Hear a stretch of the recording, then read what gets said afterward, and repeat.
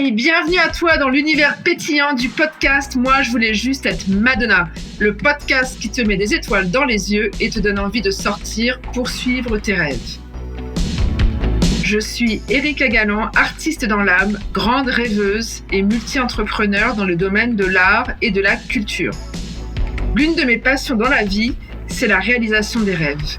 Et pour ça, j'adore écouter des histoires de vie des autres artistes dans l'âme.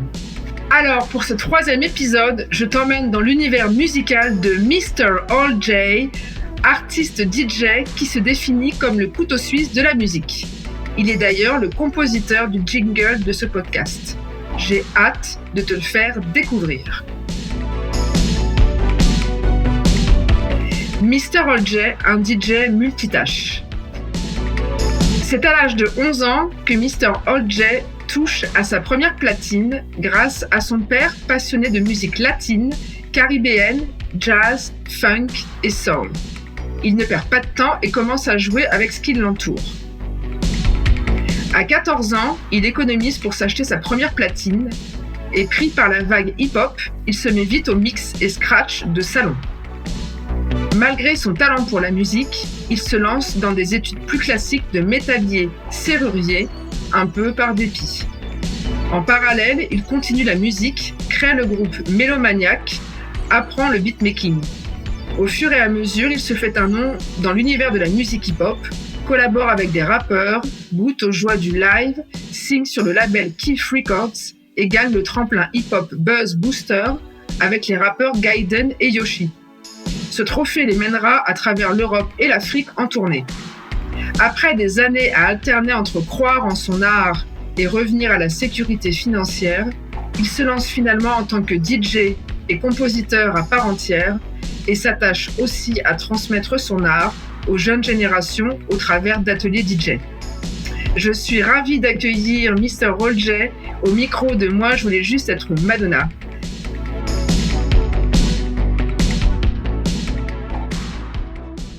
Hello, Mr. All J. Bonsoir. Alors, je suis ravie de t'accueillir pour découvrir un univers un peu spécial, l'univers de la musique et du DJing, comme on dit en particulier. Ouais. Et alors, je voudrais que tu nous racontes un peu ton histoire. J'aime bien commencer les interviews puisque le podcast est relatif aux rêves, et notamment les rêves d'enfants. Et alors, ma question pour toi va être, quel était ton rêve d'enfant ? Mon rêve à moi, c'était d'être inventeur. Inventeur. Ouais. Inventeur de quoi ? Inventeur de tout. Inventeur de tout. Ouais. Et alors, est-ce que tu penses que tu as réalisé ton rêve ? Oui, ouais, j'ai bien réalisé mon rêve. Tu as bien réalisé ton rêve. Ben, on va découvrir ça au fil du temps. Alors, raconte-moi un peu comment...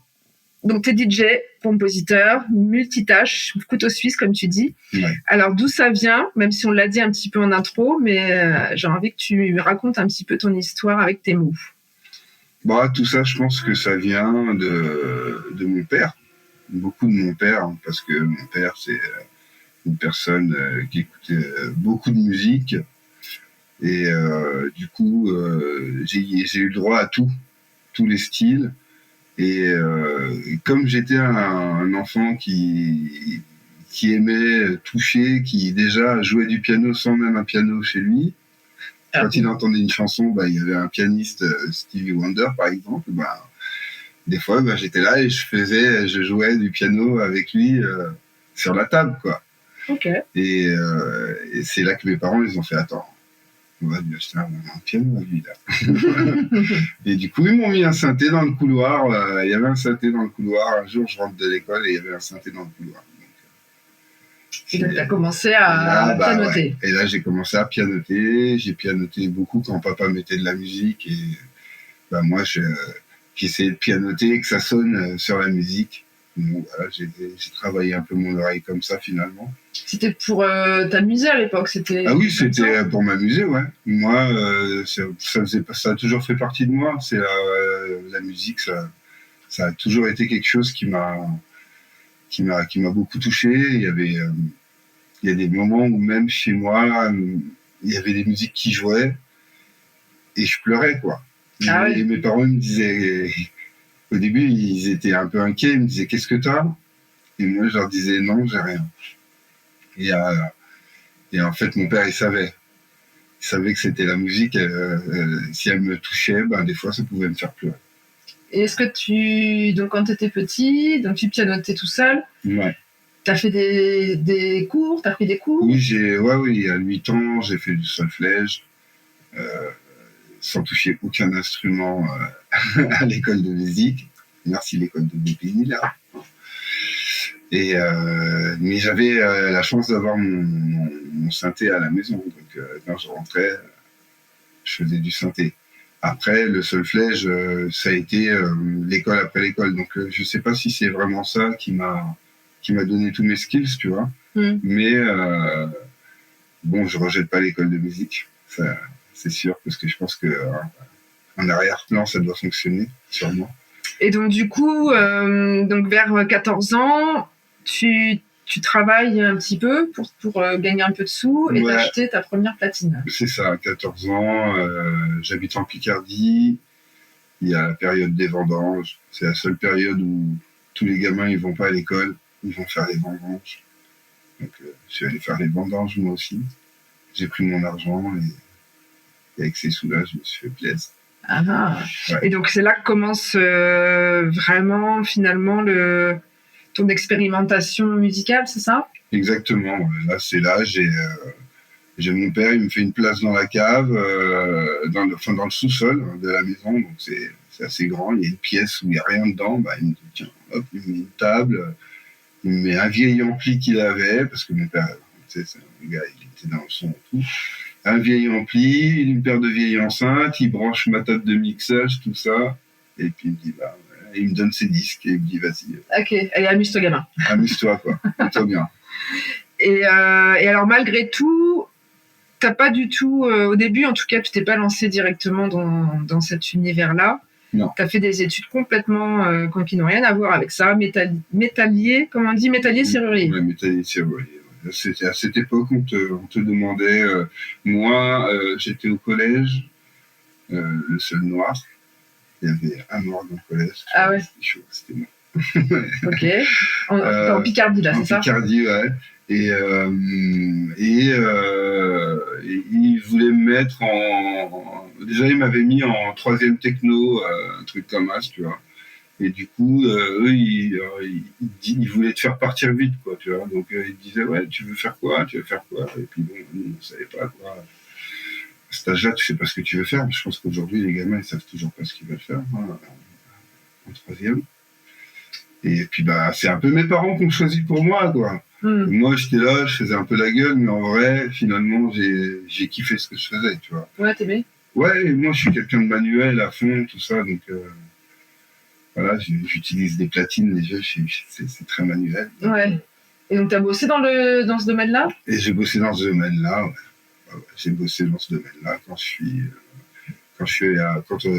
plus tard, quand j'ai emménagé en banlieue. Donc après, t'es revenu en banlieue parisienne? En banlieue parisienne, et là, j'ai travaillé pendant 2 ans dans un atelier de métallier serrurier.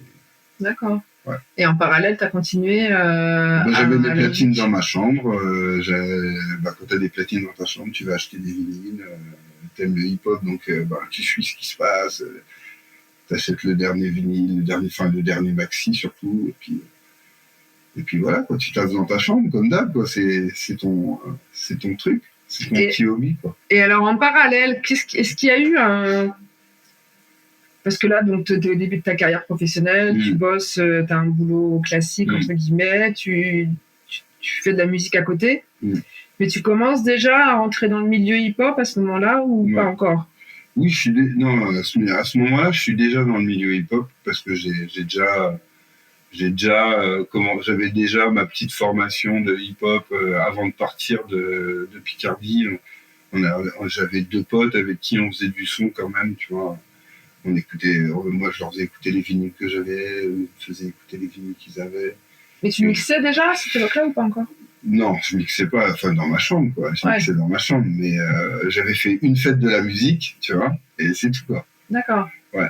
Et comment tu t'es lancé, à cette époque-là, t'es pas encore complètement lancé, mais comment tu rentres dans le dans l'univers, à commencer à vraiment mixer, à rencontrer des gens? Parce que dans ce milieu-là, c'est beaucoup À assumer. Ouais, à assumer aussi, ouais. Bah, en fait, j'ai commencé à assumer quand je suis arrivé à Paris, j'ai fait mes rencontres, j'ai revu mes potes de Picardie avec qui on a monté le groupe Mélomaniac. De là, on a eu beaucoup de passages de rappeurs qui commençaient déjà à demander. Moi, j'avais mes potes qui faisaient les sons, moi j'étais le DJ, donc t'avais des gars, hop, ils prenaient un son, et puis sur le refrain, bah fallait que le DJ place un truc, et déjà là, c'était le premier, c'était la premier featuring, quoi. On te demandait au DJ de poser quelque chose sur le refrain, et toi, il fallait que tu trouves une idée. Donc c'est les potes qui te demandent au début. Ouais, c'est les potes qui te demandent au début, c'est ça. C'est les potes qui te demandent. Et puis après, comme nous, on faisait du son qui était assez particulier et tout, donc on avait des rappeurs qui étaient un peu très ouverts sur la musique américaine, tu vois. Alors que c'était l'époque du rap français, ça sonnait vraiment comme du rap français, quoi. Ça sonnait pas comme du rap américain. Nous, nos sons sonnaient comme des Américains, donc on a commencé à avoir des gros rappeurs qui sont venus nous voir. Ah oui. Ouais. Là, la pression, là, t'as la pression parce que t'es jeune et t'as peur, quoi, qu'on te dise que ce que tu fais, c'est nul, tu vois. Et en vrai, les mecs, s'ils viennent te voir, en vrai, c'est parce que ce que tu fais, c'est bien, mais toi, tu sais pas, tu vois. Ah bah, c'est souvent ça. Il y a beaucoup d'artistes qui sont peut-être trop d'humilité ou qui n'ont pas confiance. Là, Je pense que trop de confiance, de toute façon, c'est pas mauvais, hein. Mais voilà. Mais je crois que l'art en particulier, c'est un domaine où, avant que les gens soient vraiment confiants et se disent ouais, ce que je fais, c'est bien. C'est les autres qui te disent. C'est beaucoup d'années de pratique et c'est les autres qui te disent, en effet. Tout le temps. On te dit, c'est pas forcément un métier où d'entrée, tu te dis j'ai du talent et ce que je fais, ça a de la valeur, quoi. Surtout c'est à la base, c'est un jeu que tu fais dans ta chambre, tu vois, donc c'est pas t'as acheté des platines pour te dire ouais, je veux en vivre, quoi. Ouais, bah c'est le cas aussi de beaucoup d'artistes, alors dans la musique ou d'autres domaines, qui ont du mal à monétiser, qui ont du mal déjà à se vendre, qui ont du mal à monétiser leur art, leur création, et qui se rendent pas compte en fait de la valeur parce que c'est une passion. Et c'est presque comme si un métier passion, du coup, ne devait être gratuit, en fait, ou devait être... L'artiste souvent te demande, oui, ça serait quoi ton prix? Ouais, c'est ça. Quand on a fait pour le son. Ouais. quand on a fait pour le son de ton podcast, tu m'as demandé, mais combien ça va coûter? Et moi, je t'ai dit, je sais pas. Ouais. Mais après, je t'ai dit, ça ne coûtera pas des mille, ça va pas te coûter cher, mais je sais pas, là, tout de suite, je sais pas. C'est dur à évaluer, hein. C'est dur à évaluer, que ce soit une musique, une peinture. Bah non. Il y a des métiers où quand tu apprends tout seul déjà à mixer chez toi dans ta chambre, machin, tu te poses pas la question, un jour, on va te demander combien tu prends pour une soirée. Eh ouais, tu sais pas. Pour une soirée, je sais pas. Ouais. Bah, ça au fur et à mesure avec l'expérience et puis c'est vrai que c'est souvent des métiers où on a du mal à valoriser le travail et on a l'impression que et moi je suis une des militantes pour ça aussi, de dire non, l'art est un boulot en fait. Un prof de dessin, un prof de théâtre, un musicien, en fait ça a un prix parce que c'est des années d'études, parce que c'est de la passion, parce que c'est du travail. Il faut que ce soit reconnu en fait, et c'est pas moins... Le problème c'est d'avoir pour l'artiste d'avoir les arguments pour dire oui, ça coûte tant parce que il y a ci, il y a ça, et ça c'est le plus dur. Ouais, c'est pas moins valorisable que de travailler dans une banque. Peut-être on devrait dire à la personne, tiens, lis ma bio. Ouais, c'est ça. On se rend pas compte, en fait. Je pense qu'on se rend pas toujours compte du travail qu'il y a derrière et surtout des années de recherche, d'expérimentation, de rencontres, et donc justement, ce qui est intéressant, c'est que dans ton parcours, donc il y avait malgré tout, t'as quand même continué. Tu commençais à te faire un nom petit à petit dans l'univers de la musique hip-hop, mais malgré tout, par peur, comme bien souvent, tu revenais à chaque fois vers un travail plus classique, direct. Qui permettait d'assurer en fait payer mon loyer, ton loyer, de pouvoir vivre quoi, à Paris. Voilà, quoi. C'est pas évident non plus, mais ouais, ça a été le truc le plus difficile pour moi, c'était ça, c'était de pouvoir tenir, de dire je me barre de staff, et hop, un DJ set, deux DJ sets, hop, ça roule bien, il y a l'argent. Et puis à un moment, ça roule bien, il y a l'argent, mais t'as peur, tu te dis, je sais pas pourquoi. T'as peur que ça s'arrête. Il y a un moment, ça va tomber là, je vais avoir une galère. T'as peur que ça s'arrête, et puis Exactement. comme c'est des métiers, en fait... C'est des métiers, faut se mettre en place. Si tu veux pas te mettre en place, il n'y a rien qui se passe. Ouais. De toute façon, c'est comme ça.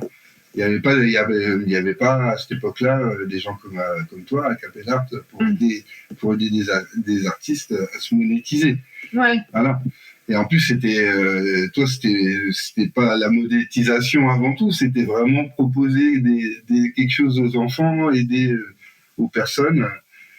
Mais c'est clair que les artistes ont aussi, c'est pour ça que moi j'ai créé Capel Art aussi, c'est que j'ai l'expérience d'avoir travaillé dans des entreprises qui ont un aspect commercial, marketing, etc., pour les mettre à disposition du monde de l'art, où là il y a peut-être plus de carences sur le côté commercial des choses. En fait, les artistes ont du mal à se vendre, souvent. Après, avec l'expérience, et toi maintenant, t'es rentré dans une carrière un peu plus armée, on va dire, de tout ce que tu as fait, de toutes tes rencontres, et tu sais peut-être mieux naviguer, mais c'est vrai que c'est pas toujours évident. C'est ça. Et alors, ce qui est intéressant, c'est que finalement, tu as continué à bosser en parallèle, et tu as fait des lives, tu as travaillé, nous on s'était rencontrés aussi à l'époque où tu étais DJ au Wanderlust, où tu étais DJ au workshop. Au workshop, au bateau phare, j'avais beaucoup de lieux, ouais. Donc, tu as commencé à avoir quand même une renommée au niveau... Beaucoup de lieux qui m'ont mis des résidences, parce que c'est ce qu'on a besoin, nous, en fait, c'est des résidences. On te dit, tu joues toutes les semaines, tel jour. Donc, tu peux pas avoir un lieu... moi, j'ai eu cette chance, où j'ai eu un lieu qui me faisait bosser 4 jours par semaine. Et après, en plus, d'autres lieux derrière. Mais... c'est pas tout le monde qui a ces plans-là, donc il faut avoir, si tu veux travailler 7 jours par semaine, il faut 7 lieux différents pour avoir une date à chaque fois, tu vois. Et des fois, ces lieux-là, ils ont un autre DJ aussi qui joue là, donc tu vois, dans le mois, ils peuvent te proposer une date, donc c'est là que ça commence à devenir difficile. Donc, tu te dis, donc il me faut 30 lieux pour faire les 30 jours du mois, tu vois. C'est stressant, quoi. C'est stressant, et après, ce qu'on dit souvent dans les parcours édifiants d'entrepreneurs ou d'artistes ou des personnes qui ont eu des carrières, ou même les hommes politiques, c'est souvent une personne dans l'entourage qui va croire en toi plus que toi tu ne crois en toi-même. Oui, bien sûr. Et toi, justement, tout à l'heure, je te demandais en préparation quel était le déclic. Oui. Moi, et toi, ton déclic, ça a été justement une rencontre, notamment de ta femme, ma femme, qui, elle, a cru en toi, en fait.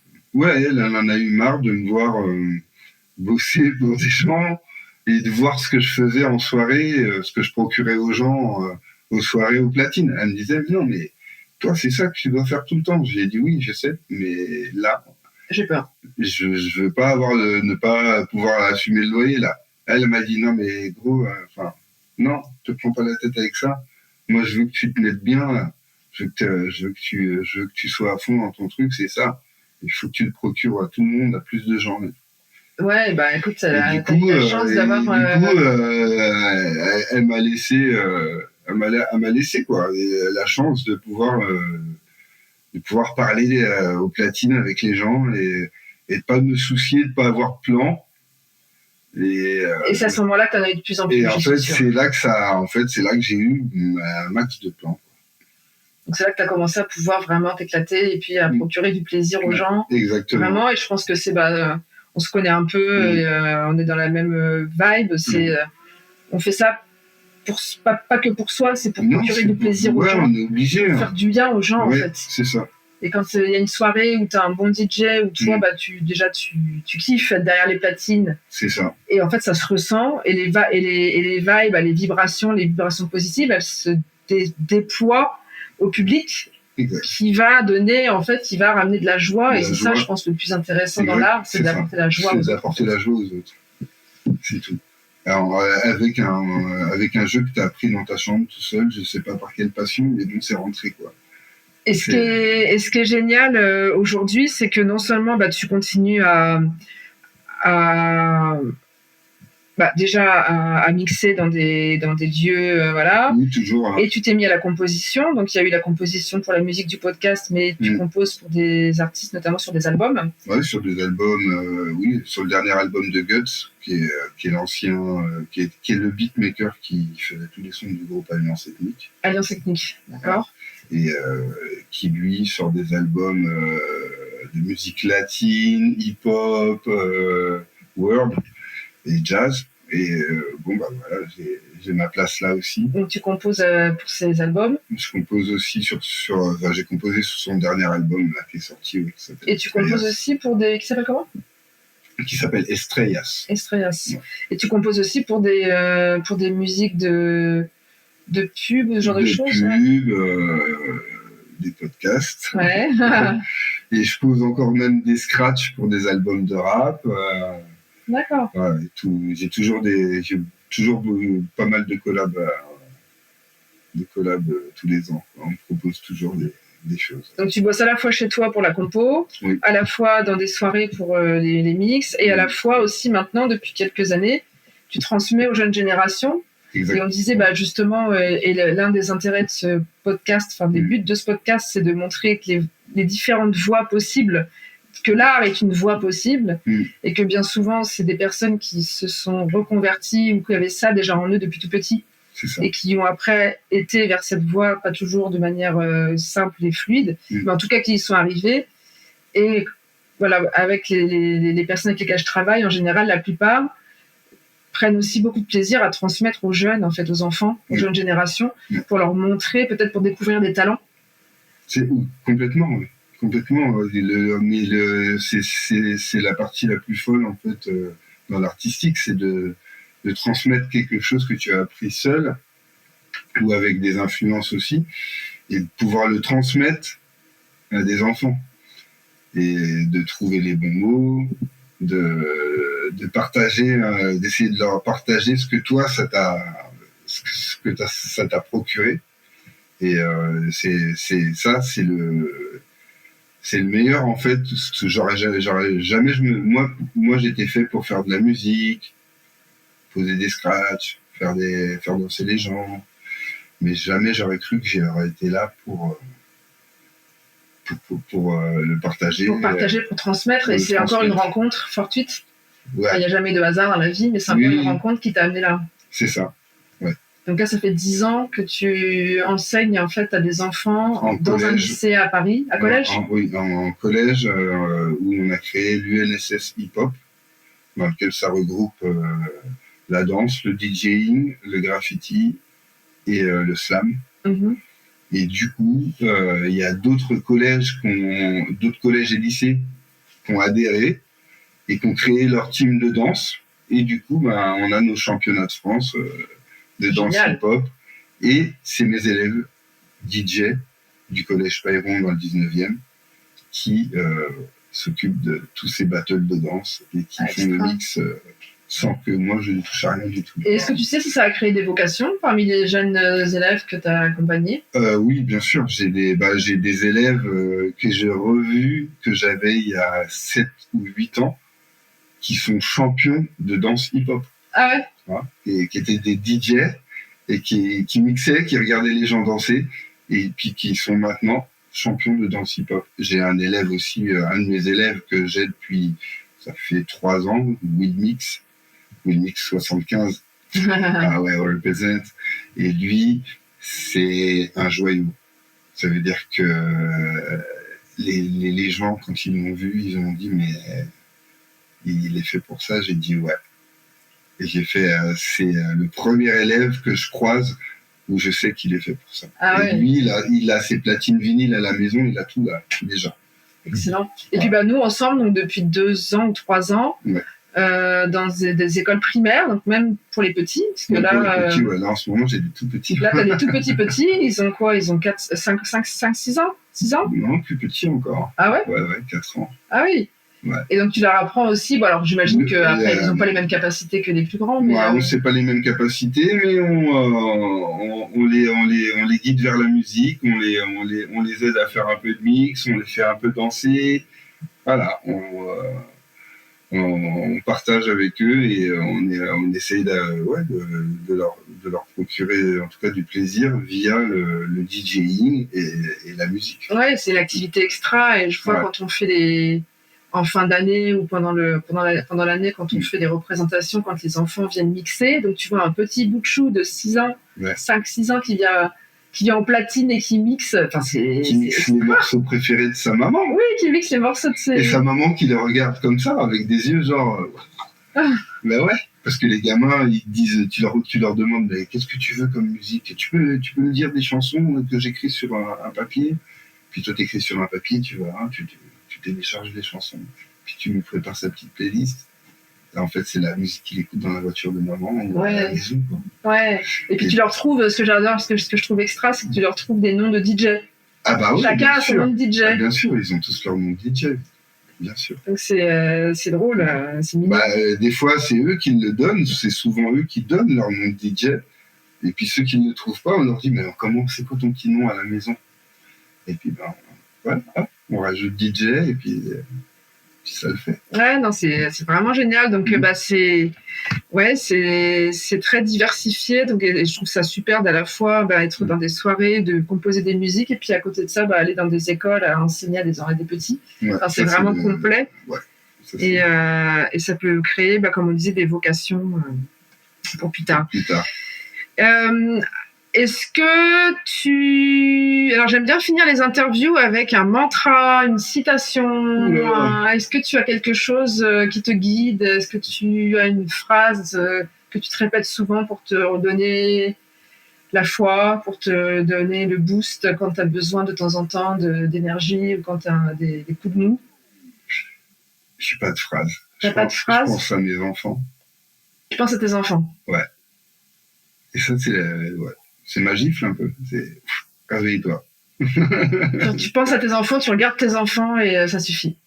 Oui. Ouais. Je ferme les yeux, déjà, je vois mes enfants. D'accord. C'est un beau leitmotiv, hein. À fond.